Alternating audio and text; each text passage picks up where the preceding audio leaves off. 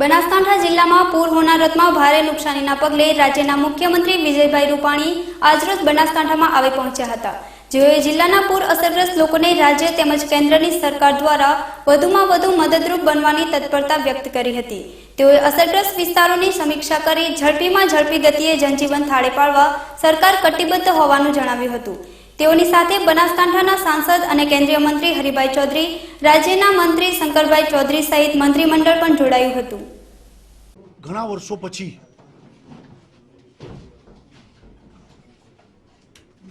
બનાસકાંઠામાં આજે બધા લોકોને મળતો તો જે વડીલો 75 વર્ષથી ઉપરના હતા એ એવું કહેતા હતા કે અમારી જિંદગીમાં આટલો બધો પાણી વરસાદ અમે જોયો નથી, અને વાસ્તવિક પણ 24 તારીખથી જે 27 તારીખ સુધી ખૂબ પાણી આવ્યું, લગભગ મોસમનો ટોટલ વરસાદના 250 ગણું, એટલે એની પાણીની ભયાનકતા એ ખ્યાલમાં આવે એટલા માટે કહું છું કે થોડાક સમયમાં જ દાંતીવાડા, સીપુ આ બધા ડેમ ભરાઈ ગયા, 2.5 લાખ ક્યુસેક્સ પાણી આપણે છોડવું પડ્યું, એટલે ખૂબ પાણી આવ્યું।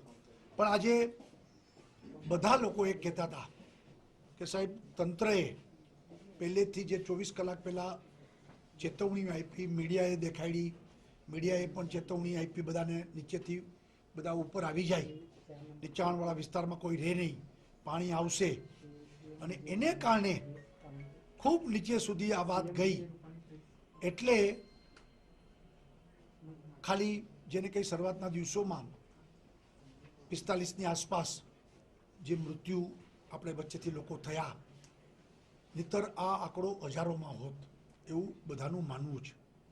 અને બધા લોકો એક જ વાત કરતા હતા, લગભગ 8000થી વધુ લોકોને આપણે પાણીમાંથી રેસ્ક્યુ કરીને બચાવ્યા, એટલે NDRFની 18 ટીમો હતી, એરફોર્સના 13 હેલિકોપ્ટરો હતા, SDRF એ આપણું પોતાનું લોકલ આખું તંત્ર હતું, મિલિટરીના લોકો પણ પાણીમાં હતા, અને પોલીસના લોકોએ પણ આ કામગીરી કરી, સ્થાનિક યુવાનોએ પણ લોકોને બચાવવા માટે જે મહેનત કરી, એને કારણે 8000થી વધુ લોકોને પાણીમાંથી બહાર કાઢ્યા, બચાવ્યા, સમયસર બચાવ્યા છે। આજ દિવસ સુધી જે લોકોને ગઈકાલ સુધી બચાવવાના કામમાં આપણે હતા એ કામ પૂરું થઈ ગયું। હવે ક્યાંય એ ફરિયાદ નથી કે પાણીમાં અહીંયા લોકો ફસાણા છે, એ ફરિયાદમાંથી હવે બહાર નીકળી ગયા છે।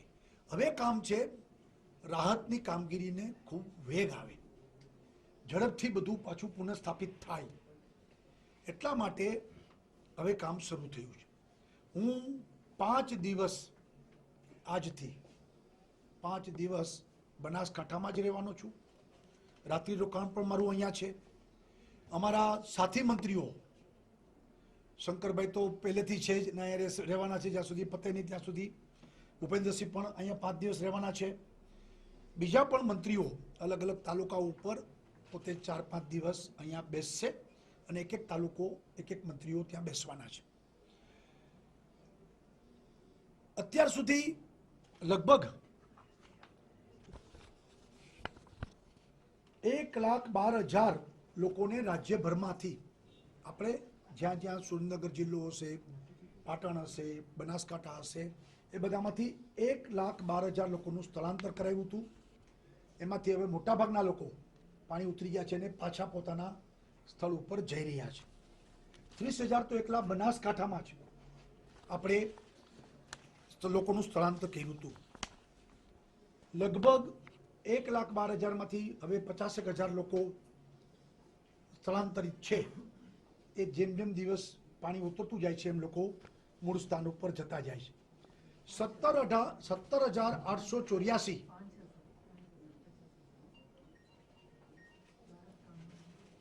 અચ્છા, હજુ કેમ્પમાં 50,000નો શબ્દ ખોટો છે, 5,000 લોકો અત્યારે કેમ્પમાં છે, અને એ જેમ જેમ પાણી ઉતરશે એમ એ પણ સંખ્યા ઘટશે।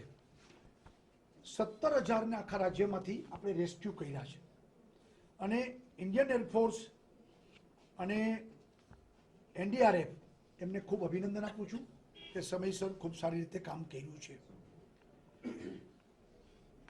કેશડોલ્સ અને ઘરવખરી એના પૈસા 2 દિવસમાં લોકોને બનાસકાંઠામાં મળી જશે. એટલે 2 દિવસમાં જેમનું સંપૂર્ણ ઘરનું બધું ઘરવખરી તણાઈ ગઈ છે, સ્થળાંતરિત થઈને લોકો રહે છે, બધાને 60 રૂપિયા એક દિવસના એક વ્યક્તિના, એટલે ઘરમાં 4 લોકો હોય તો 240 રૂપિયા, 10 દિવસના એક સાથે 2400 રૂપિયા સરકાર એને ખાવા પીવા માટે આપશે. અને કેશડોલ્સ જે છે એ કેશડોલ્સના જે છે એ આપણે એમને 3000 રૂપિયાની આસપાસ એમના કપડાં, એમને બાકીની ઘરવખરી માટે પણ કુટુંબ દીઠ આપણે બધાને આપવા માંડ્યા છીએ. કામ ચાલુ થઈ ગયું છે અને 2 દિવસમાં એ કામ પૂરું પણ કરશું. પશુ જેટલા મૃત્યુ પામ્યા છે એ બધા પશુઓનું પહેલાં તો એ મૃત્યુ પામેલા પશુઓના મૃતદેહનો નિકાલ એ કામ પણ લગભગ આવતીકાલ સુધીમાં પૂરું થઈ જશે, જેથી રોગચાળો ન ફેલાય.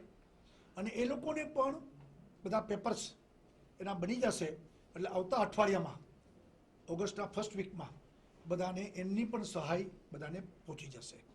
મૃત્યુ પામેલાને 6 લાખ રૂપિયા સરકાર આપવાની છે. એમાં લગભગ બધાને મોટા ભાગે આપી દીધી છે. એકલા આપણે કાંકરેજ તાલુકામાં 1,98,00,000 રૂપિયા એ આજે પણ મારા હાથે 2 લોકોને ચેક અપાણા, બધાને આપણે આપતા જાય છીએ. એ ફૂલ નહીં તો ફૂલની પાકડી છે. મરનાર માણસની જિંદગી માટે પૈસા ઓછા જ કહેવાય, ગમે તેટલા આપીએ એટલા, એ તો પાછો નથી આવવાનો, પણ કુટુંબને સહારો મળી રહે એટલા માટે બધાને આપણે આપવા માંડ્યા છીએ. મકાનો જેમના તણાઈ ગયા, તૂટી ગયા, ફૂટી ગયા, જે થયું છે એમની પણ સહાય માટેનો સર્વે એની ટીમો બની ગઈ છે. એ ઓગસ્ટના ફર્સ્ટ વીકથી કામે લાગી જશે. ઝડપથી રિપોર્ટ મળી જાય એટલે સંપૂર્ણ મકાન તૂટ્યું હોય તો એ પ્રમાણના પૈસા, અંશતઃ તૂટ્યું હોય તો એના પૈસા પણ એ પ્રમાણે આપવામાં આવશે. જે ખેડૂતોની ખેતીની જમીન ધોવાઈ ગઈ છે અથવા રેતી આવી ગઈ છે, બગડી ગઈ છે, એ માટેના પણ સર્વે એની પણ લગભગ 150થી વધુ ટીમો બની ગઈ છે. બાકી પણ જે વધારે બનાવી છે અને ઓગસ્ટના ફર્સ્ટ વીકથી કામ શરૂ થશે ત્યાં સુધીમાં પાણી પણ બધા થોડા ઓછા થઈ જશે, લોકો જઈ શકશે ટીમ. એ બધાનો પણ સર્વે થઈને એમને પણ પૂરતા રૂપિયા એમની ખેતીની જમીનને પાકી કરવા, વ્યવસ્થિત કરવા માટે સરકાર આપશે અને એ મુજબ પણ એમને સહાય જલ્દીથી ચૂકવશું. ધાનેરા એ સિવાય પણ જ્યાં જ્યાં વેપારીઓનો સંપૂર્ણ માલ બગડી ગયો છે, લારી ગલ્લા બધા બિચારાને નુકસાન થયું છે, એ નાના નાના લોકોને પણ એને આખી વિડીયોગ્રાફી કાલ સુધીમાં થઈ જશે બધી, અને એ પછી અમે એનો પેકેજ નક્કી કરશું. અને એ બધાને પણ રાજ્ય સરકાર વેપારીઓની સાથે છે. એમની આ મુશ્કેલીમાં અમે એમને યોગ્ય સહાય કરશું અને એ બધા લોકોને પણ આપણે જલ્દીથી ધંધામાં સેટલ થાય એ રીતની આખી વ્યવસ્થા કરશું.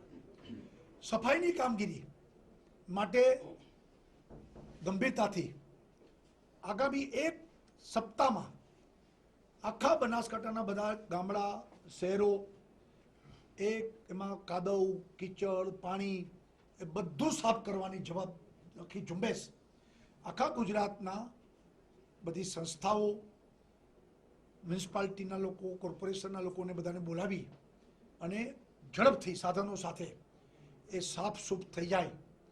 એટલે કે 10 દિવસ પછી કોઈ માણસ આવે તો ધાનેરામાં ખબર ન પડે કે અહીં પૂર આવ્યું હતું. એ પ્રકારની સફાઈ મોટે પાયે થઈ જાય એ પણ કાર્યક્રમ હાથ ધર્યો છે. રોગચાળો ન ફેલાય એટલા માટે પણ ડૉક્ટરોની 250થી વધુ ટીમ એ અલગ અલગ વિસ્તારમાં સતત આગામી 10 દિવસ સુધી એ ફરશે અને દવા, લોકોને તપાસવા, મેડિકલ, આ બધી ચિંતા એ આરોગ્યની દ્રષ્ટિથી પણ કરવામાં આવી છે. અત્યાર સુધીમાં જે રસ્તાઓ એમાં જે ડેમેજ થયા હતા 562 રસ્તા, એ 562માંથી 290 રસ્તા ચાલુ કરી દીધા છે. એટલે કાચું કામ કરીને અવર જવર માણસો, વાહનો જઈ શકે. એટલે રસ્તા બંધ હતા એમાંથી 290 રસ્તા ચાલુ કરી દીધા છે. બાકીનાનું કામ પણ જેવું અમુક રસ્તામાં પાણી હજી ભરાયેલા છે એ જેવું થોડું ઉતરે એટલે ટીમો તૈયાર છે. 53 જેસીબી, 50થી વધુ ટ્રક ડમ્પર એ તૈયાર રાખ્યા છે. જેવું જ્યાં જ્યાં જરૂર પડે ત્યાં રસ્તા ઝડપથી બંધ છે 282 એને ઝડપથી ચાલુ કરાવવા એ માટે પણ આપણે પ્રયત્ન કરી રહ્યા છીએ. ચાલુ કરીએ. એસટીની સેવા પણ રસ્તા જેવા ચાલુ થાય એટલે એસટી ચાલુ થાય, રસ્તા જ્યાં સુધી ચાલુ નથી ત્યાં સુધી એસટીનો ચાલુ થાય. એટલે લગભગ 35% ટ્રીપ કેન્સલ થઈ ગઈ હતી, એ હવે 13% એટલે 300 ટ્રીપ જ અત્યારે ડિસ્ટર્બ છે. બાકી બધી ટ્રીપો ચાલુ થઈ ગઈ છે અને એ કામ પણ ચાલુ છે. અત્યારે વીજ પુરવઠો એમાં 602 ગામમાં લાઇટ બંધ થઈ ગઈ હતી. આજે માત્ર 7 ગામમાં લાઇટ બાકી છે. લગભગ બધી રિસ્ટોર થઈ ગઈ છે અને લાઇટ બધે આવી ગઈ છે અને લાઇટ પણ આપણે બધે પહોંચાડી દીધી છે.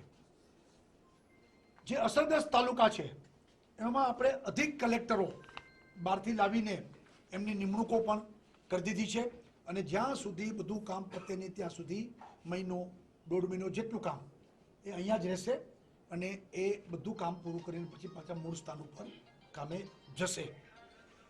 ચીફ સેક્રેટરીથી માંડીને અલગ અલગ ડિપાર્ટમેન્ટના અલગ અલગ સેક્રેટરીઝ એ પણ બધા આની સાથે જોડાયેલા છે. આજે પણ બધા આવ્યા છે. કાલ બધા પાટણ પણ બેઠક લેવાનો છું, પાટણ જિલ્લાની, ત્યાં પણ બધા હશે. અને સતત આખી સરકાર આ તમામ કામગીરીમાં યુદ્ધના ધોરણે ટોપ પ્રાયોરિટી ઉપર લોકોને ઝડપથી જનજીવન એક સ્થળે પડે એ માટે કામગીરી કરી રહ્યા છે. અલગ અલગ સંસ્થાઓને પણ રાહતની કામગીરી કરવી છે. એના માટે એક અહીંયા કોર્ડિનેશન સેલ અમે ઊભો કરવાના છીએ, જેથી કરીને એકચ્યુઅલી અસરગ્રસ્તને ત્યાં એ પહોંચે અને કોર્ડિનેશન થાય. તો દાખલા તરીકે મને 2-3 લોકો મળ્યા કે અમે મકાન બનાવી દઈશું અમારી સંસ્થા, તો 2 ગામ અમને કહેજો 40-50 મકાન નવા બનાવવાના હોય તો બનાવી દઈશું. તો આવા ઘણા બધા લોકો કામ કરવા ઉત્સુક છે અને બનાસકાંઠાના ઘણા સુખી સંપન્ન લોકો એ 12 વર્ષે છે, એ બધા લોકો પણ ચિંતા કરે છે. તો આનું એક કોર્ડિનેશન સેલ પણ અહીંયા ઊભું થાય અને એ કોર્ડિનેશનથી બધી કામગીરી થાય, જેથી યોગ્ય કામ યોગ્ય રીતે પૂરું થાય એ માટે પણ પ્રયત્ન ચાલે છે. ટૂંકમાં કામગીરી ઝડપથી પૂરી થાય એટલે સરકાર પૂરી તાકાતથી આ કામગીરીમાં જોડાયેલી છે. એટલે 2 રીતે કહું છું કે 2015 કરતાં આ વખતે ખૂબ વધુ પાણી આવ્યું છે. એના પ્રમાણમાં તંત્ર પહેલેથી એલર્ટ, વ્યવસ્થા, એને કારણે મોટી દુર્ઘટના નથી થઈ. સ્વાભાવિક છે, આટલું બધું પાણી આવ્યું હોય તો રસ્તા વધારે તૂટ્યા હોય, આટલું બધું પાણી આવ્યું હોય તો વધારે ખેતર ધોવાના હોય, આટલું બધું પાણી આવ્યું હોય તો વધારે મકાન તણાના હોય. તો એ તો સ્વાભાવિક છે કે પાણીનું પ્રમાણ જ ગયા વખત કરતાં ખૂબ વધારે પાણી આવ્યું છે. રાજસ્થાનથી ખૂબ આવ્યું, આબુમાં 60 ઇંચ વરસાદ 2 દિવસમાં પડ્યા. એ બધું પાણી આપણે ત્યાં આવ્યું. એટલે એ તીવ્રતા હતી, પરંતુ એની સામે જાનહાનિ તંત્રની સતર્કતાને કારણે આપણે એ દુર્ઘટનાથી મુક્ત રહ્યા. એટલી ભગવાનની કૃપા રહી. પહેલા તો નરેન્દ્રભાઈએ તાત્કાલિક 500 કરોડ આપવાની વાત કરી છે. ટોટલ 500 કરોડની વાત નથી, આ સ્પષ્ટતા રહે. 500 કરોડ તાત્કાલિક અમે ગુજરાતને આપીએ છીએ કે જેથી ઝડપથી કામો શરૂ કરો. અને વડાપ્રધાન નરેન્દ્રભાઈએ કીધું છે કે જે કંઈ હશે કેન્દ્ર પૂરતી મદદ કરવાની છે. માની લો 5000 કરોડનું કામ થયું તો એમાંય કેન્દ્ર ભેગું છે, સરકાર પણ ચિંતા કરશે. એટલે ખર્ચનો આપણે કોઈ ચિંતા નથી. જે કરવાનું હશે સારામાં સારું બનાસકાંઠા હતું એના કરતાં સારું થાય એ પ્રકારની આપણે વ્યવસ્થા કરવાની. તો મેં સવારે સ્ટેટમેન્ટ કર્યું છે, પાછું કરું છું કે સોનિયાબેન ગાંધીએ પુત્ર પ્રેમમાં દેશ આખાના ખૂણે ખૂણેથી કોંગ્રેસને નુકસાન કર્યું. કોંગ્રેસ તણાઈ ગઈ, કોંગ્રેસ ડૂબી ગઈ. કારણ કે માત્ર પુત્ર પ્રેમ. અને રાહુલ ગાંધીની નેતાગીરી ક્યાંય આખા દેશમાં કોઈ સ્વીકારી નહીં, છતાં નેતાગીરી ચાલુ રાખવાનો એમનો પ્રેમથી આખી કોંગ્રેસ દેશમાં ડૂબી ગઈ છે.